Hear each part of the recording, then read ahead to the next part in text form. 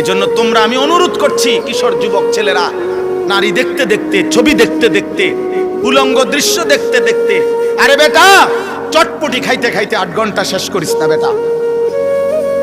একটা চটপটি খাইছে বেটা, বন্ধুদের সাথে আড্ডা দিছে 8 ঘন্টা।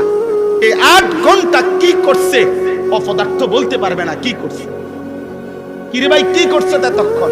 আড্ডা দিছি। আর কি আড্ডা দিছ?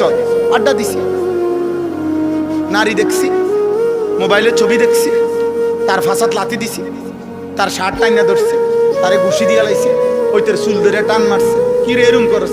আমরা ফ্রেন্ড, তো ফ্রেন্ডে বুঝি আরেক ফ্রেন্ডের লাথি দেয়। তো দুইটাই তো অপদার্থ ফ্রেন্ড, দুটাই তো প্লাস্টিক। এটা কোন ধরনের ফ্রেন্ড হলো? একটা আরেকটা লাথি দাও, ফালতু কোথাকার। তাহলে বলেন মিয়া, জীবন মানে শুধু দুনিয়া উপভোগ করা?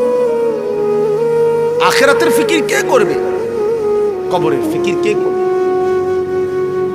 পরকালের ফিকির করবে কে?